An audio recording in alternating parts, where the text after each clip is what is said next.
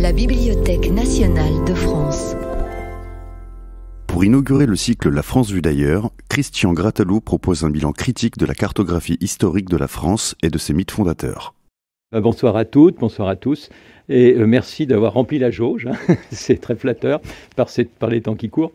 Alors oui, lorsque Christine Harion m'avait proposé d'intervenir, je suis pas spécialiste d'un lieu à partir duquel on pourrait regarder la France, donc je dis, mais j'étais en plein la coordination d'un atlas historique de la France qui est en cours d'impression, hein, et je suis plus en train, c'est plus un chantier pour moi. C'était fini la semaine dernière.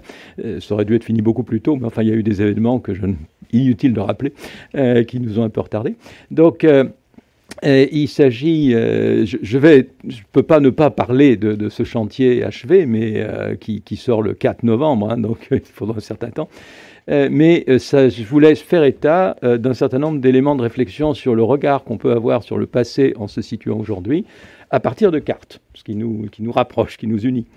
Donc, je vais aujourd'hui essentiellement vous expliquer les réflexions essentielles que j'ai pu avoir, les choix qui pouvaient être amenés à faire, et pour faire quelque chose qui, comme pour l'Atlas mondial, est un atlas qui, avant tout, a la particularité par rapport à l'ensemble des atlas historiques de privilégier les cartes. Il y a très très peu de textes et énormément de cartes. Donc, si on comptait toutes les petites cartes, il y en a plus de 400. Hein. Donc, c'est un choix volontaire, et sans doute un choix de géographe d'ailleurs, de ne pas laisser la place à du texte. J'ai toujours trouvé que dans les atlas historiques, les historiens étaient très bavards. D'ailleurs, quand l'éditeur a voulu tout de suite, dans la foulée de l'Atlas mondial, parce qu'il marchait bien, faire un autre atlas, je lui ai dit, mais des atlas historiques de la France, il y en a foison. Donc, en réalité, il y en a plein où, par exemple, on peut passer 2, 3, 4, 5 pages sans voir une carte. C'est plus un atlas, hein. C'est un texte avec quelques cartes. Donc le choix est vraiment de faire des cartes, ce qui amène des questions complexes de plans, de cadrage des cartes, d'échelle, de tout dans un volume qui aura exactement de même taille, enfin un peu moins épais, mais néanmoins de même format, et donc qui se veut un livre qu'on peut lire, mais qu'on lit comme un livre de cartes. Et c'est, je crois, son originalité. Alors, quand on s'attaque à un atlas mondial, il y a des enjeux, mais qui ne sont pas les plus chauds. Inversement, s'attaquer à l'histoire de France, alors bien sûr c'est un atlas de la France, mais l'histoire de France est un genre, et c'est un genre où il y a plein d'enjeux. Je pense qu'on ne peut pas... Voilà. On ne peut pas oublier qu'il n'y a pas longtemps, Patrick Boucheron, que vous venez de citer, avait provoqué des polémiques sans fin à cause de l'histoire mondiale de la France. Et d'ailleurs, dans les différents interviews que j'ai eues à propos de l'Atlas mondial, chaque fois que j'avais affaire à un journaliste d'un média plutôt à droite, Le Figaro, Le Point par exemple, chaque fois il fallait que je déboucheronnisse. Chaque fois j'ai été dire oui mais Boucheron est le préfacier, alors bon non, c'est pas tout à fait la même chose, et il n'y avait pas le côté effectivement provocateur qu'il y avait dans l'histoire mondiale de la France. Ce qui ne veut pas dire que les points de vue étaient forcément profondément différents. Non, ça c'est pas le cas. Alors juste, je m'étais amusé ce matin à faire une petite vérification en regardant les classements sur Amazon. Bon, j'ai pas dit que j'ai acheté sur Amazon, hein, mais c'est intéressant de voir les classements. Oui, tout à fait. L'histoire mondiale de la France se vend toujours, mais se vend beaucoup moins que l'histoire de France de Jacques Bainville, qui est le best-seller intégral, je peux vous dire. Et je vous rappelle que Jacques Bainville, il est mort en 1936. Donc Boucheron, qui doit avoir quelque chose comme 57, 58 ans, il aura du mal à suivre la pérennité de Jacques Bainville. Donc là, vous avez tout à fait quelque chose, alors un instant, vous avez quelque chose qui montre la pérennité d'une vision traditionnelle, nationale, où la France n'a pas d'ailleurs. Ça, c'est un élément sur lequel je vais revenir. C'est-à-dire qu'on a une île France dans laquelle se passe un certain nombre de choses, qui a des voisins de temps en temps, parce qu'il y a pas mal de conflits, mais on va en reparler. Mais vous n'avez pas on est dans l'Hexagone. Et j'ai mis ici l'ensemble de l'œuvre qu'a piloté Joël Cornette, qui est le préfacier de l'Atlas de la France qui paraîtra en novembre, parce que ça me semble aujourd'hui la référence la plus actualisée.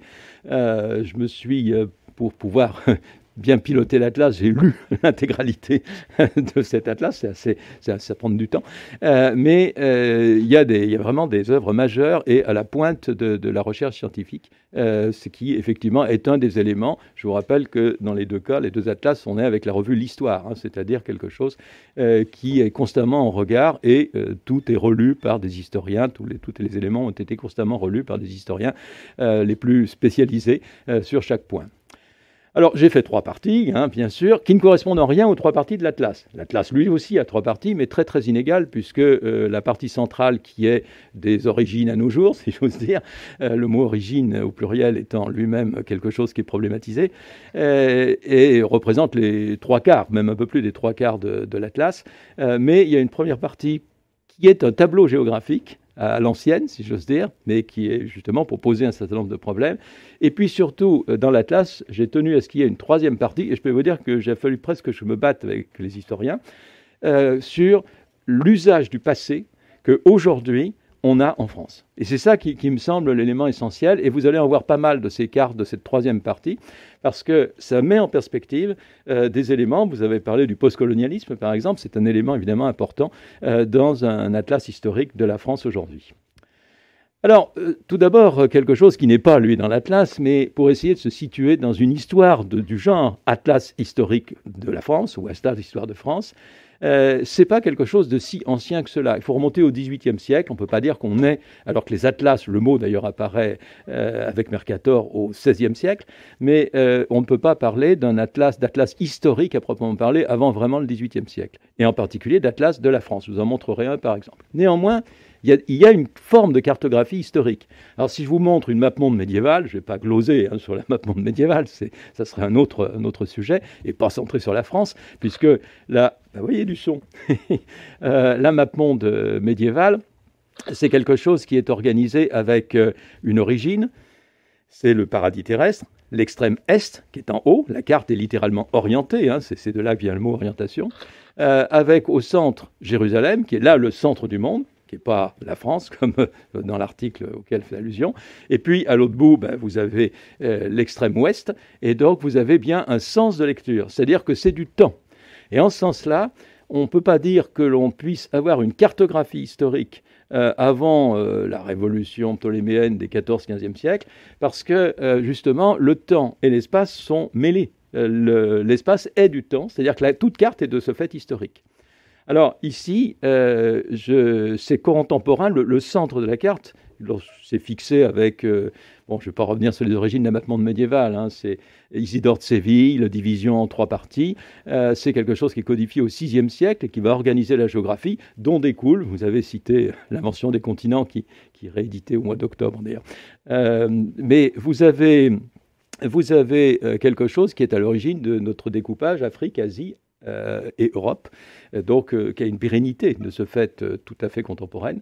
C'est exactement contemporain du moment où on construit le calendrier qui est toujours le nôtre, nous sommes en 2020, c'est-à-dire on situe par rapport à la naissance supposée au VIe siècle de Jésus-Christ. Donc vous avez bien quelque chose avec une origine qui est à la fois l'Est, le lever du soleil, qui est le début de la Genèse, le paradis terrestre, et qui, de ce fait, jusqu'à Jérusalem, est l'Ancien Testament et le passé. Et puis, vous avez à l'opposé l'Ouest, le coucher du jour, le soir, mais vous avez aussi l'avenir, et on a bien un sens de l'histoire qui est organisé dans l'espace. Donc, parler de géographie historique et de cartographie historique, de ce point de vue-là, ça n'a pas vraiment de sens. Enfin, on est dans une toute autre problématique. C'est néanmoins, néanmoins, apparaît avec l'imprimerie des choses qui existaient plus ou moins auparavant, mais qui deviennent des best-sellers au XVIe siècle. Là, j'ai pris celui sans doute le plus célèbre, qui est l'itinéraire des Écritures saintes de Bunting. Alors, vous connaissez sans doute tous de Bunting une figure qui est la Dame Europe, qui est une gravure très très célèbre, mais qui est dans ce fameux recueil, mais vous avez surtout une topographie de l'histoire sainte, et vous avez là un genre qui est celui de la géographie sacrée, de la géographie de l'histoire sainte, qui va être un genre historique, d'histoire de cartographie historique, et d'atlas d'ailleurs, qui va se répercuter jusqu'à aujourd'hui. Pour ceux qui ont peut-être des souvenirs de catéchisme, vous avez certainement vu des cartes murales. Là, c'est même une Vidal-Lablache, d'ailleurs, d'histoire sainte, ça existe ici, qui nous montre quelle était la situation à différents moments de la Palestine, à l'époque du Christ, avant, après, etc. Et dans l'Atlas mondial, vous avez sous les yeux, on a néanmoins pas pu ne pas s'intéresser à des éléments historique, et là je mets plein de guillemets, là ça ne se verra pas au podcast, le geste, mais vous avez l'itinéraire supposé de Moïse qui est on est dans le mythe total, je veux dire par là qu'il n'y a aucun témoignage historique, aucune contemporanéité possible de ce genre de cartographie. Alors, la géographie historique de la France va particulièrement s'incarner dans un objet très ambigu, qui apparaît dès le XVIe siècle. On considère que cette carte de Ronce-Finet est la première carte de France, on dit parfois, en tout cas imprimée. Mais vous avez là quelque chose qui est une carte non pas de la France, mais de la Gaule. Donc pour nous, c'est une carte historique. Mais était-ce vraiment une carte historique? Puisque je vous dis que c'est la première carte de la France. C'est-à-dire qu'il s'agit d'une cartographie qui est faite pour lire la guerre des Gaules. Enfin, je vais revenir sur ce point essentiel sur la cartographie historique de la France. Il s'agit bien de la Gaule. Vous pouvez voir qu'il y a d'ailleurs la Gaule cisalpine et la Gaule transalpine, la Gaule d'Astérix, si vous voulez, mais la Gaule cisalpine, la plaine du Pô. Et on va jusqu'au Rhin, dans la définition faite, qui est une invention de César, de la limite de la Gaule. Donc, vous avez cette carte qui va être régulièrement reproduite et utilisée comme une carte de la France. Ce qui fait que là, je vous ai mis la carte des Cassini, où ça sort de la géographie historique, on devient de la topographie au sens le plus contemporain du terme. Mais surtout, je vous ai mis ici un manuscrit qui est les commentaires de la guerre des Gaules, donc le texte de César, dans la mesure où ce texte qui sert, j'ai des propres souvenirs, mais je ne suis peut-être pas le seul ici, de texte d'initiation au latin. Enfin, il y avait quelques petits textes auparavant, le De Virilis Tribus, pour ceux qui connaissent ça, mais surtout, c'était le texte de César qui, par sa simplicité d'écriture, codifiait d'ailleurs par ailleurs le latin dit le plus classique, et servait d'initiation, en particulier dans tout ce qui est la genèse de notre enseignement secondaire, c'est-à-dire les collèges d'oratoriens et de jésuites du XVIIe siècle. Lire César supposait d'avoir à côté une carte, parce qu'il bouge tout le temps, d'avoir une carte de la guerre des Gaules, ou une carte de la Gaule qui permettait de suivre les itinéraires des légions et de situer les batailles. Et vous avez donc ici quelque chose qui est très probablement à la toute origine de cette grande particularité française qui est importante pour un atlas historique de la France, qui est le couple histoire-géographie, le couple scolaire histoire-géographie. Et les rapports particuliers, le mot de géohistoire est un terme très français, c'est Braudel qui l'a inventé, qui est quelque chose qui justement va donner à un atlas pour la France différent de ce que serait un atlas historique de l'Allemagne ou de l'Angleterre, ou bien sûr de la Chine. Donc vous avez là cet ensemble dont l'origine est dans cette co-lecture du texte de César et d'une carte de la Gaule telle qu'on pouvait la reconstituer, car évidemment nous n'avons pas de carte antique sur lesquelles directement se fier. J'ai pas pu ne pas montrer quelque chose qui me semble, mais ça devrait vous faire plaisir, qui est un document qui est à la BNF, qui est à la fois manuscrit mais avec des éléments imprimés, qui est fait par deux grands cartographes du XVIIIe siècle, Bourguignon d'Anville et Bocage, qui ont travaillé justement sur la cartographie historique de la Gaule, genre qui est resté jusqu'à nos jours d'ailleurs, mais qui a été particulièrement développé au XIXe siècle. La seule chaire de géographie qu'il y avait à la Sorbonne était une chaire de géographie historique, et pour l'essentiel, il s'agissait de cartographier la Gaule et éventuellement les Mérovingiens, etc., de situer les batailles, les limites des différents éléments. On a quelques exemples. Et vous voyez, c'est tout à fait émouvant, je trouve, les dessins manuels sur lesquels ils ont imprimé un certain nombre d'éléments qui sont dans ce recueil qu'ont fait les deux cartographes. C'est un document de travail pour de la cartographie historique de la France, mais en fait de la Gaule. Alors, justement, je vous donne un exemple de ce qui est un des premiers atlas historiques de la France, de diffusion importante, qui est aussi ici, à la BNF. Alors, c'est un recueil qui est assez gros. Il y a, je crois, une 60 ou 70 cartes de France. Et je vais juste vous en donner quelques exemples, parce que c'est toujours pareil. Vous voyez, la toute première carte, c'est celle-ci, et puis voilà, je vais vous en passer quelques-unes. Je ne vais pas toutes vous les infliger, ça n'aurait pas, de loin, je pense que vous ne verriez pas les différences. Vous avez toutes ces cartes qui sont simplement ponctuées de cartes annexes, de même échelle d'ailleurs, avec l'extension du domaine royal, les provinces différentes, les différents fiefs qui sont annexés. Voilà, donc je vous en montre comme ça quelques-unes. Et c'est seulement avec Louis XIV qu'on voit apparaître un fond de carte différent, puisque là, on voit apparaître la rive gauche du Rhin. Alors, là, ça me permet de rappeler que si au XVIIe siècle, on s'intéresse particulièrement à la carte de la Gaule, d'une manière qui est plus au présent qu'au passé. Hein, ça permet d'apprendre, de travailler avec César, mais ça permet aussi de penser à la géographie de la France, une initiation géographique. C'est aussi à ce moment-là qu'apparaît l'idée que la frontière de la France est la frontière de la Gaule. Donc on a une justification historique d'une géopolitique contemporaine qui va être d'ailleurs encore plus systématisée au moment de la Révolution et de l'Empire. Donc l'idée que la rive gauche du Rhin est la frontière naturelle de la France, comme les Alpes, hein, et que donc on a un droit de conquête, si j'ose dire. Évidemment, Louis XIV a beaucoup utilisé cette justification. Et c'est également seulement à la toute fin de cet atlas qu'on voit apparaître qui n'est pas un planisphère, mais en tout cas un élargissement à une plus petite échelle nettement frappante. Alors ne soyez pas étonnés de ne pas voir le mot Atlantique, mais mer du Nord. Alors, c'est comme ça qu'on nommait l'Atlantique jusqu'à la fin du XVIIIe siècle. Donc, la toute dernière carte étant celle-ci, qui étant les lieux des traités, des accords internationaux. Donc, on a cette dimension géopolitique qui apparaît au XVIIIe siècle.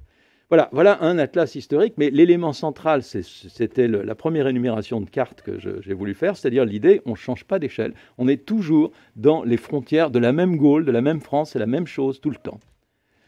Et évidemment, ça aboutit au XIXe siècle à cette icône qui est la carte de France, et non pas de la France, bien sûr. Là, c'est bien sûr une Vidal-Lablache qui va être à côté du tableau de tout hussard noir de la République pendant très très longtemps pour donner cet équivalent du roman national qui est le territoire du roman national.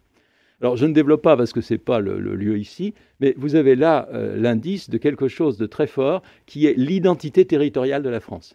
Alors, ce n'est pas une identité de type peuple à l'allemande, une identité de type mode de vie, civilisation à la britannique, c'est une identité avant tout du territoire. C'est le territoire qui fait la France et non pas le peuple qui fait la France, ou le mode de vie qui fait la France. Donc, c'est quelque chose qui est évidemment important dans l'ensemble du récit. Alors, toujours pour terminer ce premier point, quand et où on peut parler de France? Évidemment, dans un atlas historique, c'est une question inévitable.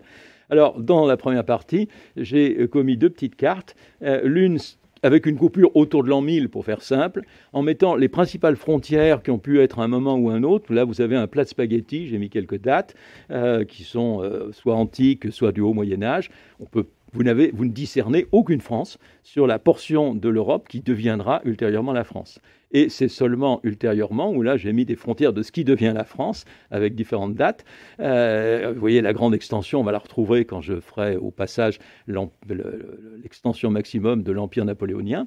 Vous avez également, puisque j'ai pris les départements français, l'Algérie qui est intégrée, mais on discerne néanmoins quelque chose, un noyau dur qui est le territoire français, mais là on est dans le dernier millénaire de notre histoire.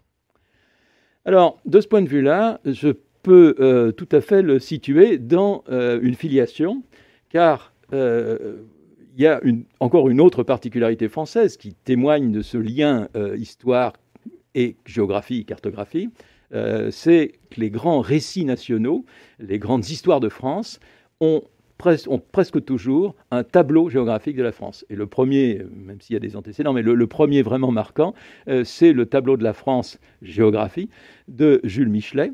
Simplement, je vous rappelle une chose, c'est que que Michelet l'a pas situé au début de son histoire de France, mais à la fin de la première grande partie, c'est-à-dire celle qui va jusqu'en gros à l'an 1000.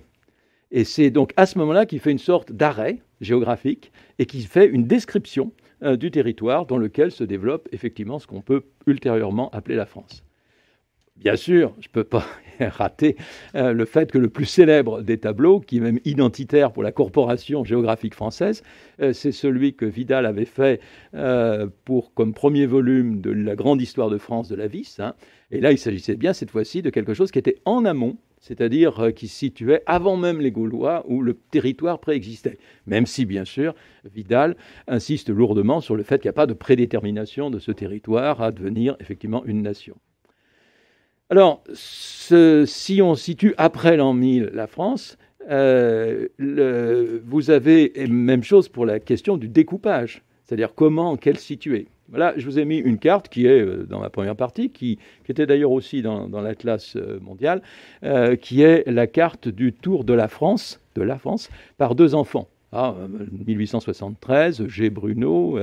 Donc, il s'agit en fait d'un texte nationaliste qui était un ouvrage de lecture, l'histoire de deux petits Alsaciens qui avaient fui l'occupation allemande et qui faisaient le tour de la France, et qui est à la fois une description géographique, donc un travail de géographie, un ouvrage de lecture scolaire, et évidemment quelque chose de profondément identitaire. Mais j'insiste, si j'ai mis cette carte, c'est moins pour cette histoire que pour le fait que la France est une île sur cette carte. Vous voyez, elle n'a aucun voisinage. On ne sait même pas si ce qui est blanc, c'est de la terre ou de la mer. Et ça, c'est ce que techniquement les cartographes avec qui je travaillais appellent une carte flottante. Et même le maquettiste me disait, mais ça, c'est pas des cartes, puisque... il fallait même que je me batte pour qu'il y ait des échelles, d'ailleurs, sur ces cartes flottantes, ce qui m'aurait choqué quand même. Et donc, vous avez là quelque chose sur lequel, d'ailleurs, vous avez un petit témoignage, et c'est le seul sur lequel, généralement, j'ai veillé à ce qu'on ne fasse pas ce genre d'erreur, mais vous voyez, la Corse est bien collée à la Provence. Alors certes, quand il fait très beau de Nice, on voit la Corse, mais il faut vraiment qu'il fasse très beau d'ailleurs. Et la distance, si la distance était de 30-40 km, comme ce serait à cette échelle, effectivement, ce serait rien du tout. Bon, on aurait peut-être envisagé de construire un pont d'ailleurs. Donc vous avez là quelque chose il n'y a pas de coupure, d'indication, de changement de découpage cartographique, ce qui sera évidemment le cas sur d'autres cartes. Alors, à la différence effectivement d'une France attachée, mais qui se situe dans cet objet identitaire qu'est l'hexagone, sur lequel je vais un tout petit peu revenir. Alors, en effet, ceux qui sont enseignants parmi vous savent bien que les concours et les programmes scolaires adorent une formule, la France en Europe et dans le monde. Avec ces deux niveaux, l'idée qu'au fond, nous avons à penser à trois niveaux, national, continental et mondial. Et pour l'histoire de la France, et donc en particulier pour sa cartographie, ces deux niveaux sont particulièrement importants parce qu'ils sont à la fois combinés, emboîtés et concurrents. C'est-à-dire qu'on va avoir une histoire qui est pour partie continentale, pour partie mondiale, c'est-à-dire océanique. Alors vous avez l'élément, ce qui va entraîner des problèmes de mise en page, de choix cartographiques importants. On reviendra sur cette carte de l'Europe, qui est une carte synthétique, des alliances, c'est surtout le grand changement d'alliance entre l'opposition aux Habsbourg, puis l'association au XVIIIe avec les Habsbourg contre les Anglais. C'est en gros ça, si je résume à grands traits, la géopolitique française des XVIe, XVIIIe. Mais vous avez là quelque chose qui est à cette échelle, et en même temps, j'ai pris à peu près une carte qui est toujours de l'Atlas qui va apparaître, mais qui est située toujours dans les temps modernes, qui est aussi une politique mondiale. Donc vous avez quelque chose qu'on va développer dans un instant, mais où il y a le choix, la tension constante entre la frontière du Rhin, voire la frontière italienne, et au contraire le grand large, avec cette oscillation constante dans les choix géopolitiques français. Bien sûr, toujours un élément, insister sur le fait que nous avons un certain nombre d'éléments naturels. C'est pour éliminer évidemment toute tentation de frontières naturelles. Des éléments naturels sur lesquels on s'appuie, qui servent d'éléments. J'ai plus le temps de rappeler que la vision antique était celle de l'isthme. C'est Strabon qui raconte, qui décrit qu'on appellera plus tard la Gaule de cette manière-là, c'est-à-dire qu'à partir de la vallée du Rhône ou du seuil de Nourouz et de la vallée de la Garonne au-delà, la Méditerranée peut avoir des liens, et ce bien avant l'Empire romain, dès le néolithique, avec, pensez au vase de Vix par exemple, avec des régions plus nordiques et en particulier des régions atlantiques. Donc vous avez cet élément 10, mais aussi ce que Roger Dion, qui est un patronage duquel je me mets volontiers, vous avez la possibilité de passage par les seuils vers l'ouest, qui donne quelque chose, c'est la ligne verte qui est à l'ouest, vous avez quelque chose qui nous donne d'autres types de géographie potentielle tout à fait importants. Donc de ce point de vue-là, strictement aucun déterminisme possible. Alors, toujours au début, j'ai tenu à mettre qu'il y avait un héritage historique, et c'est une des toutes premières cartes, et c'est, on verra à peu de choses près, la dernière, de voir que l'histoire est bien mondiale, cette histoire de la France, parce que j'ai essayé de rassembler sur cette carte des éléments avec lesquels la France a eu maille à partir, si j'ose dire. Donc il y a bien sûr toutes les colonies successives françaises, vous avez aussi bien celles de la première colonisation, le Canada ou l'Empire des Indes, ou bien la seconde colonisation, l'AOF, l'AEF, ou l'Indochine, mais vous avez également toutes les interventions militaires françaises, par exemple jusqu'à Moscou, au Mexique, vous avez, sans compter des éléments ponctuels de type la France antarctique, et quelques petits points que généralement on connaît peu, en Caroline par exemple, en Amérique du Nord ou en Chine. Bon, alors, ce cadrage étant fait, le problème c'est de faire avec la mémoire que l'on a du roman national. Et le succès toujours renouvelé de Bainville fait qu'on ne peut pas le négliger. Alors, ça amène à... Mon point de vue est sûr, c'est qu'on a une histoire nationale qui s'est construite depuis longtemps, ça remonte au moins au XVIIe siècle, mais qui a été codifiée, organisée sous la Troisième République, qui est pensée dans le cadre de l'Hexagone. Je l'ai évoqué tout à l'heure. Alors, je rappelle que cet hexagone est une invention scolaire qui n'était pas celle des géographes. Les deux grands géographes de la fin du XIXe siècle, l'universitaire qui était Vidal, que j'ai déjà cité, et puis Élisée Reclus, qui lui était un homme plus marginal, mais qui avait les plus grands succès de librairie. Élisée Reclus et Vidal étaient partisans de schématisation type pentagone ou octogone, mais absolument pas l'hexagone. Mais cette figure de l'hexagone s'est imposée comme une figure de la perfection. J'y reviendrai tout à l'heure, c'est-à-dire quelque chose qui est très proche de la quadrature du cercle, qui est donc l'idée de quelque chose qui est la forme parfaite. Donc c'est quelque chose qu'on a développé. En même temps, ça permettait de montrer qu'il y avait un petit coin souffrant qui était l'Alsace-Moselle, qui amputait cet hexagone. Alors, cet hexagone, c'est dans cet hexagone que vous avez ce roman national. J'ai schématisé ça de cette manière-là, en mettant entre autres des formules qui sont des formules rituelles, mais sacrées, je pourrais presque dire, dans l'histoire de France. Nos ancêtres, les Gaulois, bien sûr, la fille aînée de l'Église, les 43 qu'ont fait la France, et la patrie des droits de l'homme, pour prendre l'avatar le plus récent. Alors, en opposition, d'essayer de, au contraire, changer les échelles et dire que la France, elle était certes en Europe et dans le monde, ce qui fait que j'ai titré l'introduction « Le précaré est un hexagone, mais aussi un planisphère ». Donc, là, on a effectivement ces deux éléments. Alors néanmoins, si on veut, pour tenir compte du roman national, je vais me permettre de commettre deux doubles pages où je me suis amusé avec les images d'Épinal.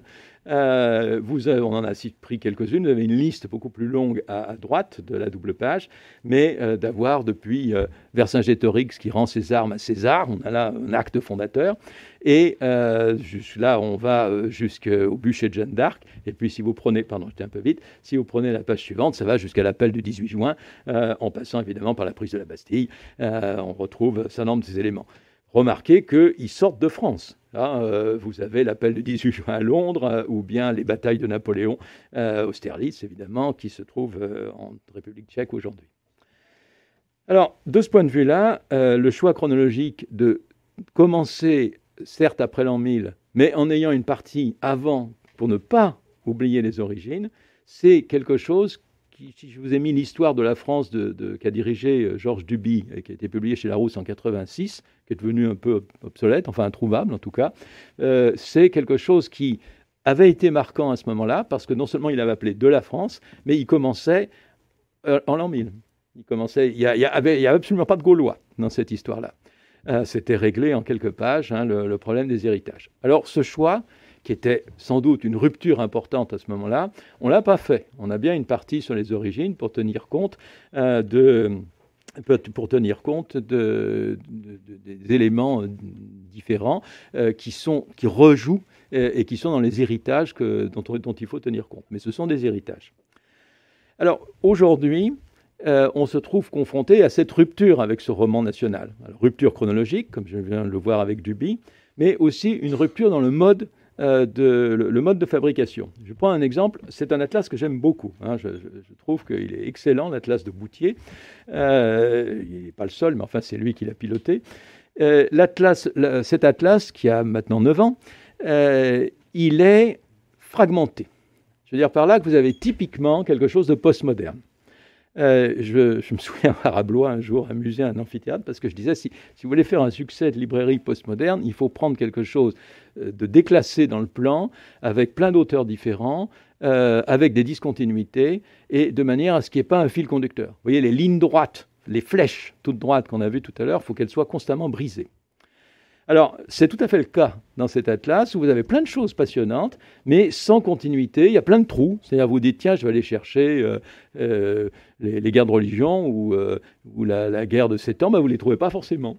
Puis, il n'y a pas grand-chose sur le XXe siècle. Ou alors des choses très contemporaines. Enfin, c'est quelque chose de discontinu, mais avec plein de choses passionnantes, issues de thèses qui nous donnent des exemples, ce qui fait qu'on n'a pas régulièrement une carte de France. Alors, qu'on a essayé de faire en sorte que dans notre page de droite, les doubles pages, on ait le plus souvent possible une carte de la France. Même de temps en temps on a des planisphères, mais d'avoir une continuité de l'échelle nationale, car il s'agit bien d'une carte de l'échelle nationale, même si de temps en temps il y a des zooms et des exemples. Donc, élément qui n'est pas la France, la fin du monde carolingien, de ce point de vue-là, on se situe dans la logique du Duby, même si avant cette carte, il y en a plein d'autres, des Celtes, etc., des Mérovingiens, pour voir les types d'héritage qu'on peut avoir.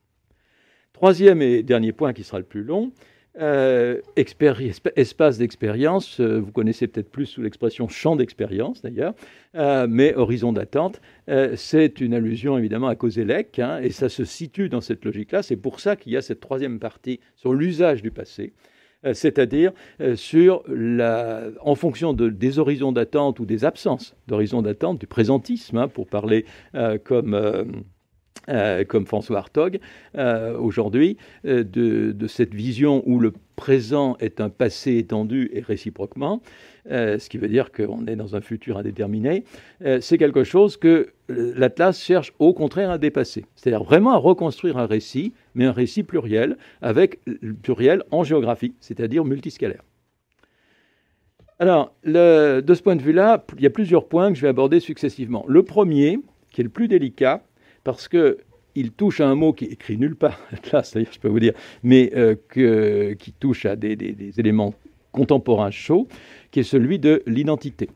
C'est-à-dire comment se fabrique une société. Or, la France a une particularité, c'est qu'elle a une société qui a été fabriquée par son politique, par son État. Il y a d'abord un État capétien qui finit par se construire parce qu'il dure, parce qu'il y a ce qu'on appelle le miracle capétien, une succession de rois qui s'enchaînent sans rupture jusqu'au roi maudit au XIVe siècle. Mais vous avez là la construction d'une structure étatique qui surmonte les crises des XIVe, XVe siècles et finit par construire quelque chose qui va, au bout de plusieurs siècles, ça aboutit avec la grande nation, à fabriquer la société française. Il n'y a pas de société française au XVIe siècle, il y a un État français qui regroupe des tas d'éléments de société qui ont des langues, des pratiques, des pratiques politiques, des pratiques religieuses extrêmement différentes les unes des autres. Ce qui fait que là, je vous ai mis une carte qui est celle de la France de Philippe Auguste. Alors, je n'ai pas mis toute la double page, mais on voit bien, dans la double page, vous avez sur la partie gauche la croisade des Albigeois. C'est-à-dire, effectivement, le côté où la géopolitique fabrique, en annexant les pays de Languedoc, politiquement, vous avez quelque chose qui va fabriquer quelque chose qui est un territoire. Alors, par ailleurs, ce qui est symbolique, ce qui est souvent utilisé dans les histoires de la France, c'est que Philippe II, Philippe Auguste, a été le premier à appeler Rex Francorum, Rex Franciae, roi de France, et non pas roi des Francs, Rex Francorum. Rex Franciae et non pas Rex Francorum. C'est le premier roi de France et non pas le premier roi des Francs. Ce qui est effectivement tout à fait différent, même si ça reste presque un peu pieux, mais c'est un changement symbolique.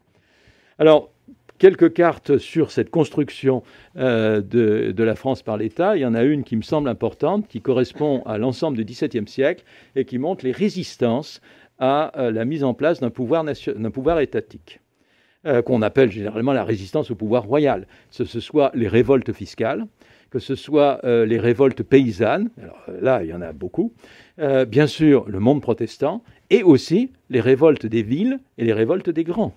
Ça va de la destruction des remparts de Paris, par exemple, à la Fronde, après la Fronde d'ailleurs, vous avez l'élément de la Fronde, mais aussi les révoltes des grands ultérieurement, au début du règne de Louis XIII en particulier, à l'époque de Concini. Et donc vous avez progressivement cette mise en place d'une construction étatique qui est couronnée par l'État Louis XIVien. D'où aussi la fabrique de la limite, de la frontière.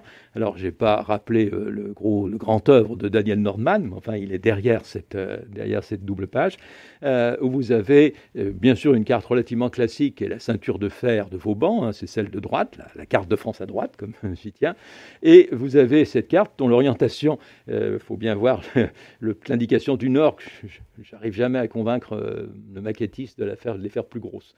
Mais vous avez une petite indication du nord qui montre que la carte n'est pas orientée classiquement, qui est la fabrique de la frontière des Pyrénées, qui est quelque chose de rarement montré. D'ailleurs, on s'intéresse beaucoup plus à la frontière du nord et de l'est, qui est là où le lieu de la fabrique de la frontière linéaire de la France, puisque Dorman le montre bien, la France est le pays pionnier dans la fabrique de l'État-nation à frontière linéaire. Mais les Pyrénées restent encore. Il y a un traité, le dernier traité date de la fin du XXe siècle, qui détermine tous les lieux de passage, les lieux communs. Vous avez une foule d'exceptions à la linéarité de la frontière, parce qu'elle a été à partir du XVIIIe siècle, à partir du moment où les rois d'Espagne sont devenus des Bourbons, donc des alliés automatiques de la France, vous avez une frontière relativement paisible. Ça a été un peu moins le cas au moment de la Révolution et de l'Empire, mais enfin, dans l'ensemble, c'est une frontière paisible. Donc ça n'a pas été amené à beaucoup de modifications, et on a des héritages complexes. On connaît tous Andorre, bien sûr, comme exemple de cas un peu baroque, mais vous avez une foule de droits qui existent encore, de pâturages de part et d'autre. Vous avez des pâturages qui sont en Espagne, mais qui appartiennent en fait à des communes françaises, et réciproquement. Je ne vais pas rentrer dans le détail, c'est quelque chose de très intéressant de voir une frontière épaisse. C'est-à-dire une frontière qui n'est pas, qui n'est même pas encore aujourd'hui véritablement une frontière linéaire, alors que les Alpes, évidemment, tout le nord et l'est le sont devenus. Alors, toujours dans cette continuité de la fabrique de la nation, évidemment, la Révolution est un élément important, je ne vais pas le redévelopper, mais c'était important, je pense, de rappeler ce que Napoléon appelait les masses de granit, c'est-à-dire les grandes structures. Ce n'est pas évident à la cartographie à trouver des cartes qui pouvaient évoquer le Code civil, les préfets, vous avez une carte des départements auparavant, et les établissements scolaires, enfin c'est la structure des lycées. Donc, mais il y en a d'autres qui sont évoqués dans le texte, mais dans l'ensemble, vous avez quelque chose qui nous fabrique la nation, la structure de la société française contemporaine et de son encadrement étatique.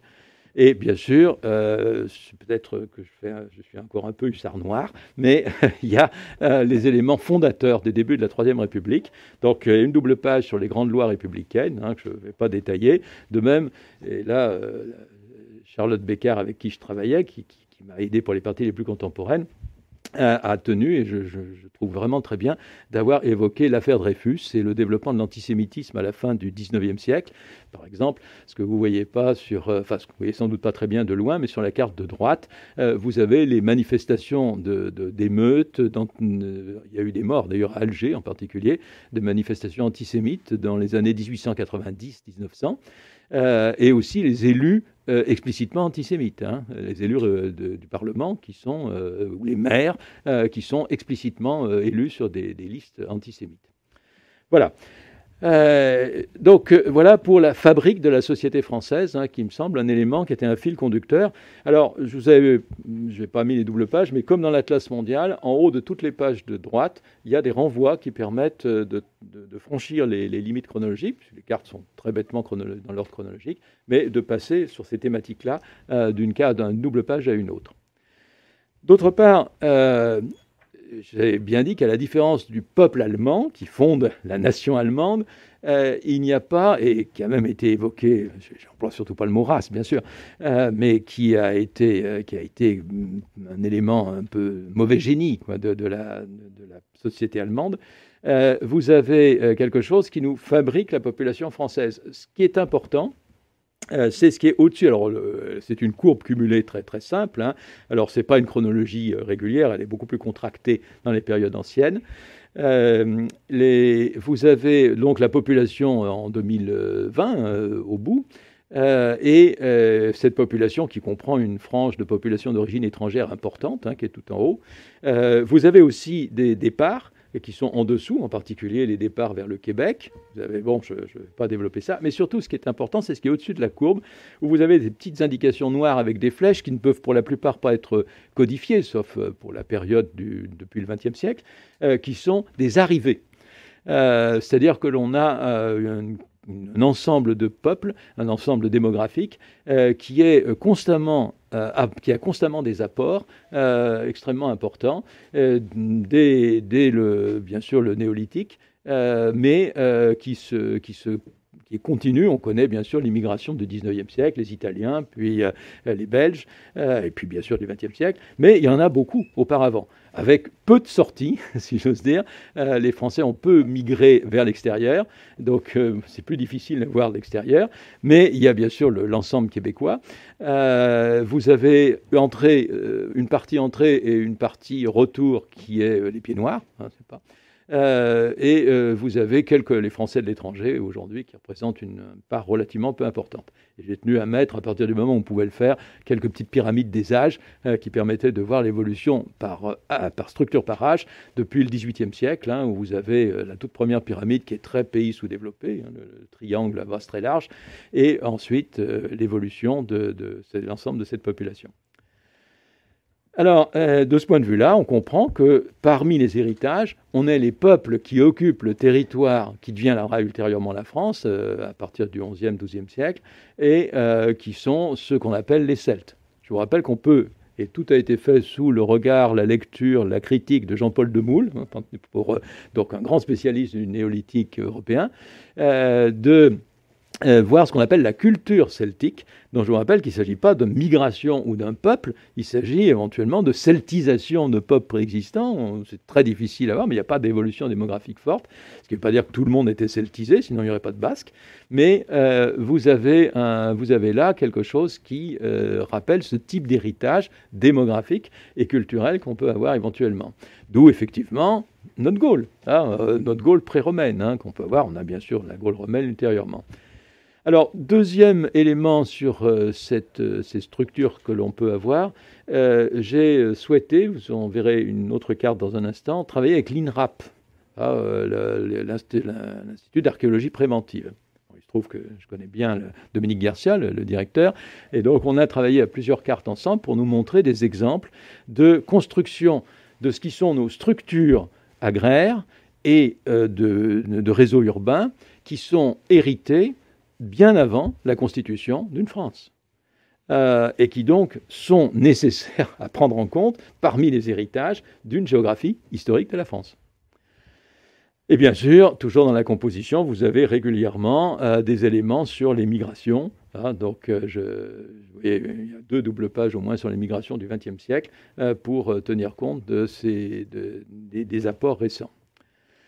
Dernier point sur les éléments géopolitiques. Sur France, Europe, Monde, la fameuse trilogie des programmes scolaires que j'évoquais tout à l'heure. Alors, on va le revoir composé de 2 façons. C'est une fusion assez simple. On peut se dire, bah oui, la France est en Europe, à l'ouest de l'Europe, c'est un élément important, et donc on va la situer dans le monde. Je parle comme un inspecteur général de l'éducation nationale. Hein. Donc, dans ce cadre-là, effectivement, on a un certain nombre d'éléments qui nous le confortent. Vous voyez, c'est une carte de synthèse des batailles internationales. C'est-à-dire que vous n'avez pas les guerres de religion, les camisards, enfin, ce n'est pas les combats internes à la géopolitique française, c'est externe. Donc, vous avez différents combats dans l'ensemble du XVIe, XVIIIe siècle, on commence même fin XVe.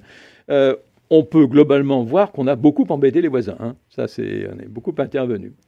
D'où cette dimension européenne qui est réalisée en particulier avec son acmé, si on peut dire, avec cette France élargie, qui est celle de l'Europe napoléonienne, où la France elle-même des 134 départements, parce qu'on dit souvent des 130, mais il y a la Catalogne qui en 1812 est intégrée à cet ensemble, 4 départements.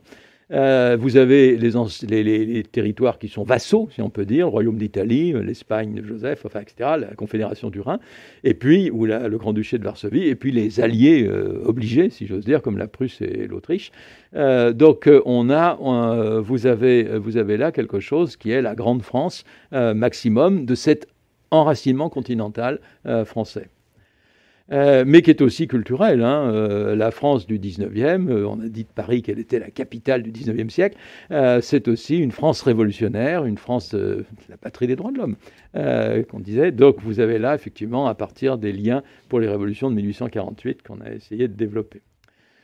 Vous voyez, à la fin, on a une double page qui est à la fois sur l'Union européenne et sur l'outre-mer français actuel. Les héritages intégration européenne et les confettis de l'Empire, pour reprendre une expression qui nous articule ces deux éléments.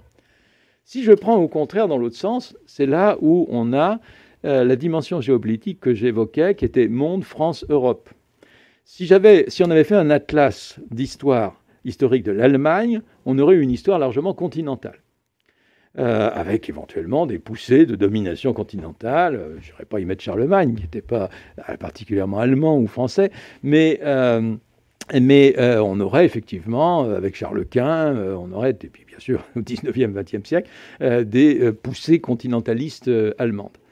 Si on avait fait un atlas historique du Royaume-Uni, ou même plus précisément de l'Angleterre, on aurait eu une histoire tout de suite mondiale, et très peu européenne. En ces temps de Brexit, d'ailleurs, c'est une histoire tout à fait contemporaine.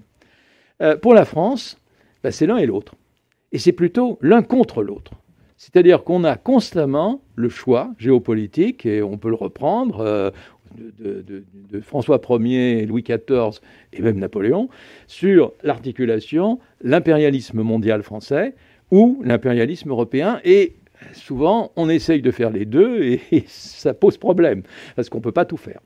Donc, vous avez, si je caricature, vous voyez, c'est la France, mais c'est aussi le monde. Et de ce point de vue-là, c'est ou l'un ou l'autre. Ou c'est les guerres d'Italie ou la rive gauche du Rhin, ou c'est le Canada et l'Empire indien.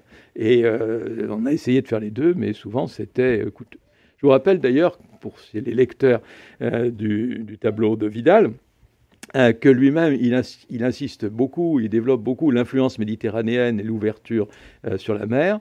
Et puis, l'Est, l'enracinement continental, le lien avec la frontière. Alors évidemment, il est écrit au moment de la rivalité franco-allemande, mais de la capture de l'Alsace-Moselle, de la blessure de l'Alsace-Moselle. Mais on a effectivement... Alors qu'inversement, l'Ouest, il ne sait pas quoi en faire, hein, dans son... Très peu. Je parle de quelqu'un qui connaît mieux que moi. Rappelez-vous que l'Hexagone, là, j'ai caricaturé l'Hexagone, c'est, de ce point de vue-là, l'expression typique de ce dilemme. C'est-à-dire que l'une des raisons de l'Hexagone, c'est de dire qu'il y a 3 frontières continentales, c'est pour ça que je les ai mis en marron ici, et 3 frontières maritimes. Alors, on en tire un discours nationaliste disant c'est une preuve de plus de la perfection de notre territoire. Il est par ailleurs au centre du monde, mais enfin ça, j'insiste pas là-dessus. Mais vous avez là quelque chose qui montre bien ce dilemme, cette tension constante entre l'européen et le mondial. Ce n'est pas simplement un emboîtement comme des gigognes, c'est vraiment l'un ou l'autre, hein, et les choix de l'un ou des choix de l'autre différents. D'où on revoit la géopolitique européenne. Là, on est typiquement dans les choix européens, contre les Habsbourg, contre Charles Quint, puis contre l'Espagne et l'Autriche, puis le choix mondial qui est contre l'Angleterre. Et où on joue à ce moment-là le continent avec le renversement d'alliance du début du XVIIIe siècle, c'est-à-dire les Habsbourg deviennent les alliés de la France, où on joue à ce moment-là contre l'Angleterre en s'appuyant sur le continent. C'est pas sans rapport d'ailleurs avec des réunions de l'Union européenne depuis 40 ans, hein, ce que je raconte. D'où l'insertion, insister sur l'insertion de la France dans la première mondialisation. Il y a une France atlantique au XVIe siècle, qui se développe ultérieurement, mais c'est là où vous voyez des tas d'aventures. La plus connue, à cause de Rouge Brésil, c'est la France antarctique, hein, la baie de Rio, qui a failli devenir française. Comme il se trouve que ces aventures, il y en a d'autres en Amérique du Nord, sont essentiellement menées par des protestants, le plus connu est l'amiral de Coligny, qui fait que les guerres de religion vont largement couper cette première aventure française. Mais vous avez aussi, bien sûr, la France dans la mondialisation de l'Europe. Là, la France est en Europe, c'est effectivement, c'est-à-dire être mondialisée à partir du XVIe siècle, entre autres dans ses productions. Et s'il y en a qui, parmi vous qui m'ont suivi dans des histoires de petits déjeuners, vous savez que, effectivement, le thé, le café, le cacao, il y a d'autres produits, bien sûr, vont progressivement modifier le mode de vie français. Pas que français, bien sûr, mais entre autres. Alors, d'où l'attention. Vous voyez, ici, c'est une France dans le monde au XVIIIe, Canada, Inde, Antilles, et puis c'est la guerre de 7 ans. La guerre de 7 ans, c'est à la fois une guerre en Europe. Les armées françaises se battent essentiellement en Europe. Alors, bien sûr, ils essayent de prendre le Hanovre, parce que c'est anglais, ils le font d'ailleurs, mais c'est la Prusse, leur principal adversaire. Et c'est aussi un théâtre mondial, puisque en même temps, Montcalm se bat à Québec, on se bat en Inde, on se bat aux Antilles, et vous savez qu'au traité de Paris de 1763, on abandonne les quelques arpents de neige, pour parler comme Voltaire, et on choisit au contraire les Antilles, de garder les Antilles, donc les confettis ultérieurs de l'Empire, mais en gardant au contraire les territoires européens. C'est finalement généralement le choix européen qui est fait par rapport au choix mondial. Mais quand même, la tension est constante. D'où la carte de l'impérialisme français. Vous voyez, si je vous mets la double page, vous avez également l'Inde et le Québec par rapport à l'Europe. On est bien dans cette tension-là. Dernier élément où c'est vraiment clair, ici, vous avez à quelques semaines près les deux grandes batailles de la période napoléonienne, la défaite maritime mondiale de Trafalgar et la victoire terrestre européenne d'Austerlitz. Avec le trajet de la Grande Armée, qui est la carte en bas à gauche, qui va du camp de Boulogne à Austerlitz, en passant par Ulm. Enfin, donc vous avez là quelque chose qui est une manifestation du choix d'un grand retournement géopolitique où Napoléon, de facto, alors qu'il ne l'avait pas abandonné au début de 1805, abandonne le choix mondial et privilégie le choix continental, y compris sous forme du blocus, ultérieurement. Dernier élément, et j'ai terminé. Tout ça n'a de sens aujourd'hui qu'en fonction des types de mémoire. Et là, on va rencontrer un peu de postcolonial. Donc, les mémoires, les passés qui ne passent pas, comme on dit, ou qui, au contraire, sont revalorisés. Je vous avais annoncé que travaille avec l'INRAP. Alors, vous avez à gauche des cartes factuelles sur les chantiers de l'INRAP en fonction des périodes. C'est intéressant de voir où est-ce qu'on trouve et on fouille. Mais la carte la plus intéressante, je trouve, c'est celle de droite, où vous avez, je vous la zoome, où vous avez depuis, alors l'INRAP existe depuis 2004, mais il y avait une structure antérieure qui existe depuis la fin des années 70. Donc, vous voyez le lien entre fouilles obligatoires, fouilles d'urgence, l'archéologie préventive, d'une part, et les grands chantiers. Mais pas les grands chantiers, si vous regardez bien, vous allez avoir des lignes TGV, mais pas les toutes premières. Vous n'avez pas les autoroutes, vous n'avez pas l'autoroute A6 ou l'autoroute A7, vous n'avez pas les autoroutes antérieures à la fin des années 1970, où là on a sans doute cassé ou recouvert des structures gauloises ou autres sans aucun ménagement. Au contraire, on voit qu'on a un développement de l'aménagement. Alors il y a un lien qui est fait avec une carte de l'aménagement des 30 Glorieuses que je ne vous ai pas montré, mais vous avez des cartes de l'aménagement qui sont en rapport avec notre préservation, notre archéologie préventive et les types de recherches que ça donne aujourd'hui. En particulier par les villes, les métros, les tramways, mais surtout les métros, sont un élément très important de cette archéologie préventive, et ce lien au passé. Alors là, on a un lien qui est peut-être un peu technique avec la mémoire. Vous avez bien sûr les rapports mémoriels avec les grands événements traumatisants du XXe siècle. Donc ici, c'est tout le souvenir de la guerre de 14, les lieux. Vous avez le petit trajet noir, c'est le trajet, la dérive mémorielle de Macron, hein, de 2018.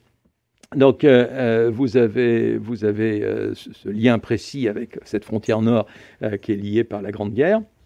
Et là, bien sûr, le tourisme du souvenir dans les plages de débarquement. Donc là, on est dans du classique. Même chose sur l'héritage de la Seconde Guerre mondiale et des déportations. Alors, vous avez la liste essentiellement des camps, mais aussi des massacres. Hein. Bien sûr, il y a Oradour, Tulle, etc., Chateaubriand. Vous avez ces éléments-là qui montrent des lieux historiques. Alors, une carte que je ne vous ai pas montrée, j'ai eu tort, j'aurais dû le faire, c'est grâce à un historien qui s'appelle Patrick Garcia, un autre Garcia, mais pas le même prénom, qui est spécialiste des discours commémoratifs des présidents de la République. Les présidents de la République font beaucoup de références historiques. Alors, j'aurais dû vous le montrer, ça vous donnera envie de le lire. C'est intéressant de voir où ils le font. Alors, je peux vous dire que les plages de Normandie, Verdun, bon, c'est des gros points. Mais il y a des fois où, Oradour, bien sûr, il y a le camp des Milles, il y a des choses qui apparaissent progressivement. Et que vous avez, d'autre part, une évolution. Il y a de plus en plus de références historiques. Contrairement à ce qu'on aurait pu spontanément penser, le général de Gaulle faisait peu de discours, et peu de discours avec des connotations historiques. Il parlait peu de Jeanne d'Arc. Ensuite, ça ne s'est pas arrangé. Le tournant étant avec Mitterrand. Donc Mitterrand a fait beaucoup. Alors il était 14 ans président, mais enfin il en a fait beaucoup. Il a fait beaucoup de commémorations. Et bien sûr, il y a Verdun avec Kohl, mais enfin on a pas mal d'éléments référentiels. Donc on est dans ces passés et on voit apparaître, avec Chirac, les commémorations pour la Shoah et pour l'esclavage. C'est-à-dire les deux grandes mémoires douloureuses qui sont évidemment présentes. Hein. Vous avez là les mémoires de l'esclavage, en particulier en Guadeloupe, c'est très important. Bon, là, ils sont peut-être confinés, donc pas possible. Mais évidemment en France également. D'où le renvoi à cette carte qui, elle, est dans la partie historique, hein, sur la traite et l'esclavage au XVIIe, XVIIIe. Et puis, vous avez à gauche la carte dans la troisième partie sur les souvenirs de la guerre d'Algérie. Alors, qui sont à la fois les souvenirs des pieds noirs, très nombreux, ce qui explique le poids énorme du Sud, là où il y a des monuments, là où il y a des types de rues, enfin là où il y a des musées, vous avez. Et puis, les mémoires des camps de Harki également, et des mémoires de l'indépendance de l'Algérie.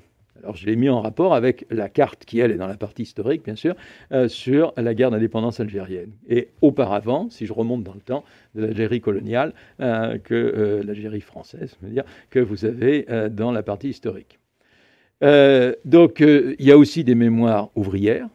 Donc, les mémoires, je n'ai pas développé, on a fait quelques zooms sur quelques grandes catastrophes, mais vous avez bien sûr le bassin du Nord, et puis vous avez tous les écomusées, c'est-à-dire toute la mémoire industrielle de la France, qui est celui du Creusot a été fondateur, qui sont dans les vieilles régions industrielles et avec les souvenirs des types de localisations industrielles qui sont en rapport avec un passé économique extrêmement important.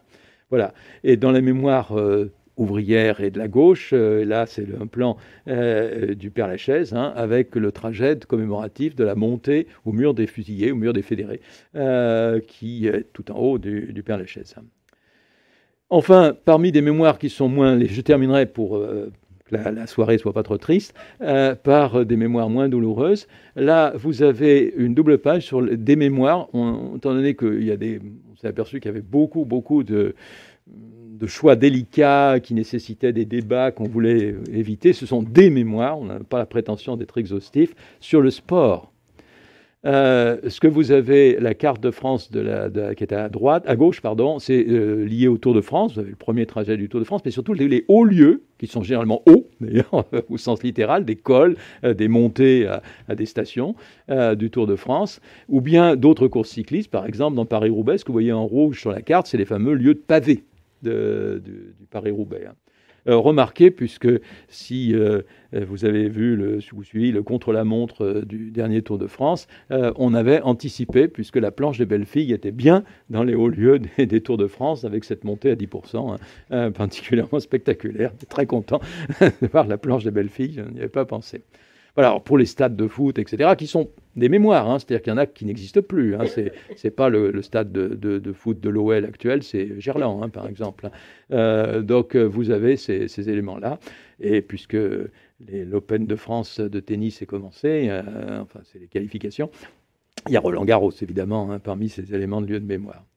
Dernier point, la France se veut aussi le pays des écrivains et des peintres. Là, ce que vous avez, c'est la géographie historique de 4 écrivains. Alors, pourquoi cela? Enfin bon, il ne posait pas trop de problème de dire Dumas, Balzac, Hugo, Proust. Bien sûr, on aurait pu faire un atlas, d'ailleurs. On s'est même demandé si on ne le ferait pas un jour, un atlas littéraire de la France littéraire, avec à la fois les lieux où ont vécu et dont ont parlé ces écrivains, et les lieux sur lesquels ils racontent des histoires.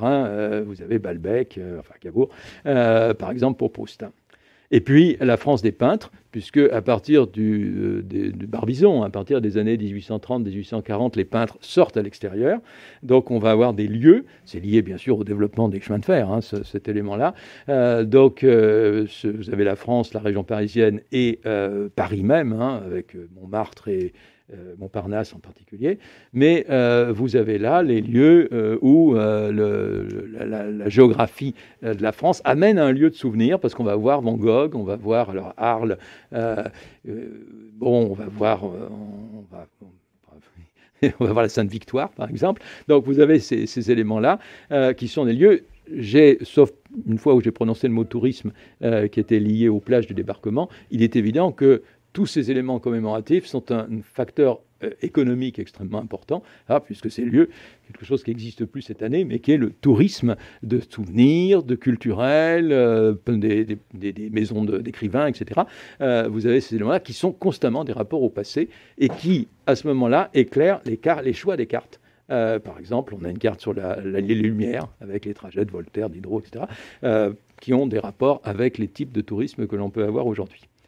Voilà, je veux rendre hommage à mon grand prédécesseur, Vidal-Lablache, et j'espère que je n'ai pas été trop long.